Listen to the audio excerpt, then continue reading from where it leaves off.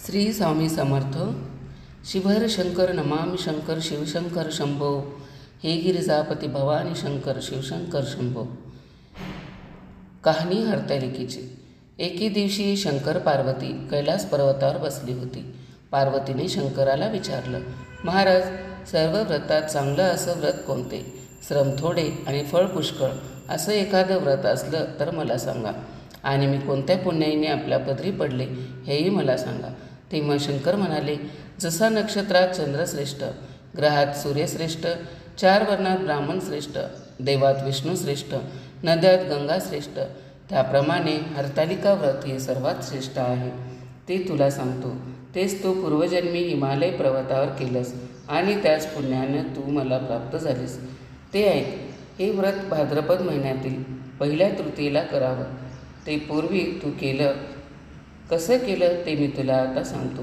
तू लहानपणी मी तुला प्राप्त व्हावं म्हणून मोठं तप केलंस. 64 वर्ष तर झाडाची पिकली पानं खाऊन होतीस. थंडी, पाऊस, ऊन ही तिन्ही दुःख सहन केलीस. हे तुझे भ्रम श्रम पाहून तुझ्या बापाला फार दुःख झालं. अशी कन्या कोणाला द्यावी अशी त्याला चिंता पडली. इतक्यात तिथे नारदमुनी आले. हिमालयाने त्यांची पूजा केली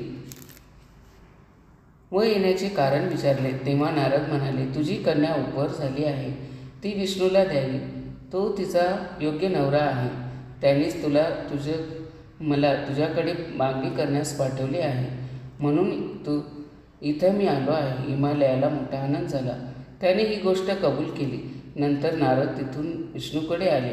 त्यांना ही हकीकत कळवली व आपण निघून दुसरीकडे गेले. नारद गेल्यावर तुझ्या बापाने ही गोष्ट तुला सांगितली. ती गोष्ट तुला रुचली नाही. तू रागावलीस. असं पाहून तुझ्या सखीने रागवण्याचं कारण विचारलं. तेव्हा तू सांगितलंस, महादेवा वाचून मला दुसरा पती करणे योग्य नाही, असा माझा निश्चय आहे. असं असून माझ्या बापाने मला विष्णूला देण्याचं कबूल केलं आहे. ह्याला काय उपाय करावा? मग तुला तुझ्या सखीनं एक घोर अरण्यात नेलं. तिथं गेल्यावर एक नदी दृष्टीस पडली. जवळच एक गुहा आढळली. त्या गुहेत जाऊन तो उपवास केलास. तिथं माझं लिंग पार्वतीसह स्थापित केलंस. पूजा केलीस. तो दिवस भाद्रपद शुद्ध तृतीयेचा होता.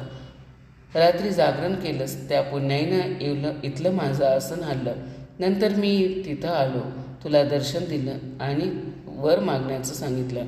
तू म्हणालीस, तुम्ही माझे पती व्हावं, याशिवाय दुसरी इच्छा नाही. नंतर ती गोष्ट मी मान्य केली.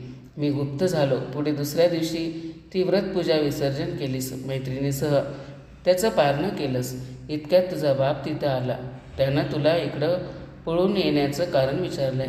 मग तू सर्व हकीकत सांगितलीस. पुढं त्यानं तुला मलाच देण्याचं कबूल केलं. तुला घेऊन घरी गेला. मग काही दिवसांनी चांगला मुहूर्त पाहून मला अर्पण केले. अशी या व्रतानं तुझी इच्छा पूर्ण झाली. याला हरतालिका व्रत असं म्हणतात. ह्याचा विधी असा आहे, ज्या ठिकाणी हे व्रत करावयाचं असेल त्या ठिकाणी तोरणं बांधावं. केळीची खांबं लावून ते स्थळ सुशोभित करावं. पुढे रांगोळी घालून पार्वतीसह महादेवाची लिंगस्थापना करावा. षोडोपचाराने त्यांची पूजा करावी. मनोभावे त्यांची प्रार्थना करावी. नंतर ही कहाणी करावी व रात्री जागरण करावं. या व्रतानं प्राणी पापापासून मुक्त होतो. 7 जन्माचं पातक नाहीसं होतं. राज्य मिळतं. स्त्रियांचं सौभाग्य वाढतं. व या दिवशी बायकांनी जर काही खाल्लं तर त्या 7 जन्म बंद्या होतात. दारिद्र्य येतं व पुत्रशोक होतो. कहाणी ऐकल्यावर सुवासिनींना यथाशक्ती वाण द्यावं. दुसऱ्या दिवशी उत्तरपूजा करावी आणि व्रताचं विसर्जन करावं. ही 6 उताराची कहाणी 5 उतारी देवा ब्राह्मणाच्या द्वारी, गायच्या गोटी, पिंपळाच्या पारी, सफळ संपूर्ण. मैत्रिणींनो, कसा वाटला माझा व्हिडिओ कमेंट करून नक्की सांगा. चॅनलवरती जर नवीन असाल तर चॅनलला सबस्क्राईब करा. शेवटपर्यंत माझा व्हिडिओ ऐकला त्याबद्दल आपल्या सर्वांचे मनापासून आभार. श्री स्वामी समर्थ.